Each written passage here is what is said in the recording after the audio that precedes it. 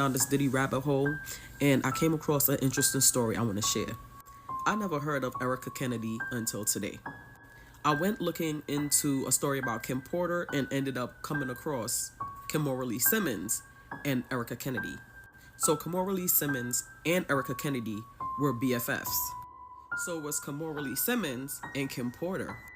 Kimora Simmons and Kim Porter came up in the game together as models. They said that Kimora was crushed when she learned of Kim's passing. But we're here to talk about Erica Kennedy. You see, it says right here, Kennedy was the best friend of model and television personality Kimora Lee Simmons, serving as the maid of honor at her wedding to Russell Simmons, and she's the godmother to Kimora's kids. It says, following her graduation, Kennedy started a career working as a publicist with various top fashion designers, including Tommy Hilfiger and Sean Combs. Erica Kennedy wrote this book called Bling. It was about a music mogul who started dating this really young girl and some other stuff that somebody wouldn't want to get out. Erica Kennedy's book was a New York Times bestseller. Erica ends up dead. Kennedy's cause of death has never been publicly announced. Here in essence, it says Erica Kennedy, what her passing teaches us. As of this writing, no official cause of death has been released. I just pulled this up, and according to them, there's still no official cause of death released. So Kimora lost her best friend, Erica Kennedy, unexpectedly. Then she suddenly loses Kim Porter. This guy is Ed Winter. Ed Winter does high-profile autopsies, okay? Michael Jackson, Whitney Houston, Brittany Murphy, Corey Haim, Paul Walker. When Kim passed away, Kimora was like, nah. I'm not hearing that. This is my second best friend. Something funny. Kim Porter was supposedly said to have passed away from lobar pneumonia. I'ma just leave this here for y'all to read. Y'all can pause it if you want. So as you can see in that report, Kim Porter's death was ruled a homicide. It was ruled a homicide by Ed Winter. So because he said all that, he got fired. Well, would you look at that? So it says Jaguar Wright supposedly claimed that there was an autopsy done on Porter, which claimed that there was poison in Porter's body at the time of death. This allegedly meant that her death was ruled as a homicide. However, that autopsy supposedly disappeared. Ed Winter, who was the coroner to celebrities at the time, reportedly did the autopsy results for Porter, and he allegedly ruled it as a homicide. So they fired Ed Winter and replaced him with another coroner, and that coroner came back with she died of natural causes. So nobody knows what Erica Kennedy's official cause of death is. Crazy part is I didn't even know Kimora was the one that found Kim Porter. She lost both of her best friends.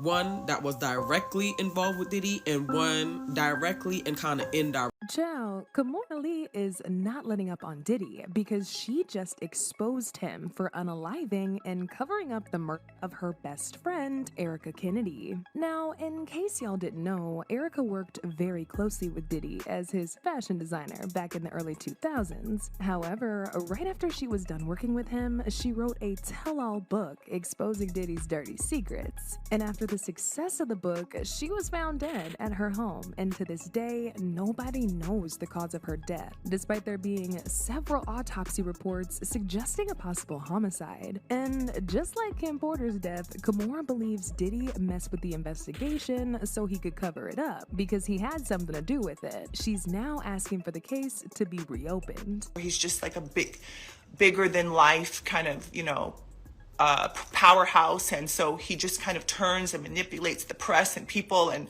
to believe, anything like gaslighting, Now, for those of y'all who didn't know who Erica was, she was best friends with Kimora, serving as the maid of honor at Kimora's wedding to Russell Simmons and their godmother to their daughters Ming and Aoki. Following her college graduation, Erica started her career working as a publicist with various top fashion designers, including Tommy Hilfiger and Diddy. However, just after a few months of working with Diddy, she quit her job. And now this is where things get real interesting. interesting because right after quitting her job, she wrote an explosive book called Bling. The book detailed all the disturbing things she saw while she was working with Diddy and the other awful things that he would do to people. The book also detailed how a certain music mogul, which many people believe to be Russell Simmons, had an inappropriate relationship with an underage model. And in case y'all didn't know, Russell was pushing 40 when he started dating Kimora, who was only 16 at the time. Now, the book went on to be a massive hit and even became a New York Times bestseller in 2004. You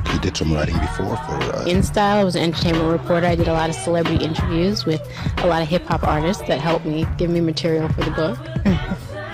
How does it feel to have a first book out, a debut, and then people be so lyrical about it? It's exciting, but I think people like the book because it's a good book and it's funny and it's an entertaining read, but also because I think people are really fascinated by the hip-hop world. And this book really takes you behind the scenes and shows you like really what's going on in that VIP room at the P. Diddy party and what's going on in the Hamptons and at the record label, like what really happens. And I think that's part of the fascination people have with the book.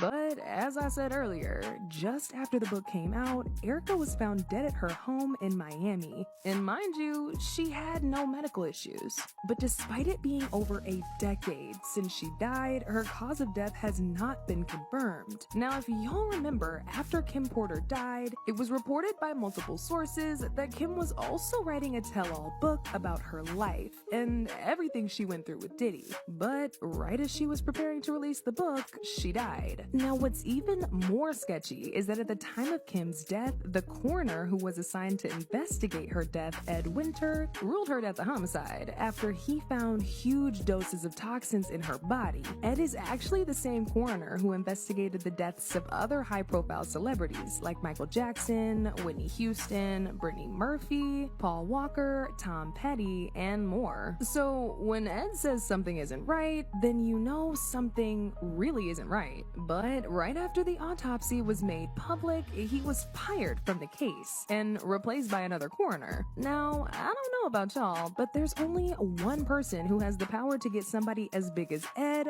fired, and that's Diddy. This new coroner was actually the one who ended up ruling it as pneumonia, and he took a whole 2 weeks to come to that conclusion, which is very weird within itself, because if it really was pneumonia, it wouldn't have taken 2 weeks. Now, Kim's family did not buy this, and neither did Kimora, because Kim never had any prior health issues leading up to the day of her death. Kim died from pneumonia, but there's the first coroner's report that said that she died.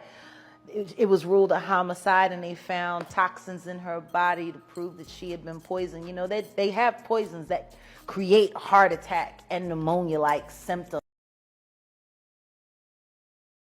Oh, but of course it doesn't end here, because when the autopsy results came out, there were questions about the manner in which Kim died. There were even reports at the time that Kim's family wanted her body exhumed for a proper investigation, but Diddy never allowed it. And according to sources, the report about Kim being found unresponsive by the house help was a lie made up by Diddy, because she was actually found on her bed with blood on her pillowcases and a slight trail of blood on the bedroom floor that led to the bathroom. She was also strategically placed on the bed to mess with the police investigation. And as if that wasn't suspicious enough, Ed Winter was also found dead at his home earlier this year, right as all of this disturbing information started coming out.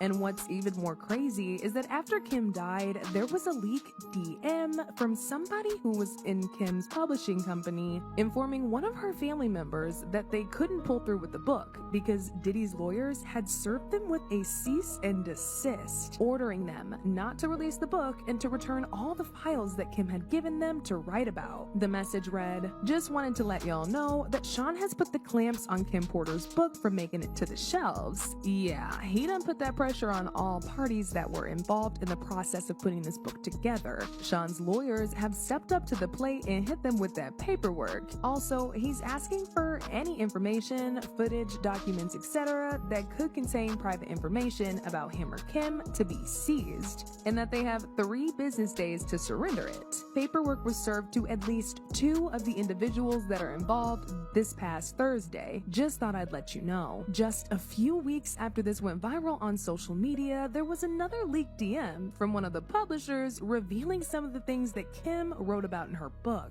The email read, "Some of the things in the book cover Diddy's gay relationships, footage of these encounters, the men that he slept with, STDs, Diddy giving Usher an STD, and the explosive encounter between Diddy and Usher's mom, Mary J. Blige, being pregnant by Diddy, and of course she had an abortion. The beating she took, pushing him down the steps in 2007 and breaking his foot. Also, how she used a strap-on to please Diddy, and how she would hysterically cry alone after doing so. How she protected Al B. Sure from running into Diddy, and would call him to warn him not to show up to certain places to avoid causing trouble. Child, Kim was really ready to destroy Diddy's whole career. And do y'all notice the pattern in all of these deaths? All these people who kept dropping dead left and right had something against Diddy that he didn't want anybody to find out. Erica wrote a book about him and then mysteriously died in her home. Kim died right before releasing her book, which also was going to be about him, and Ed died right after people started bringing up the fact that he initially found toxins in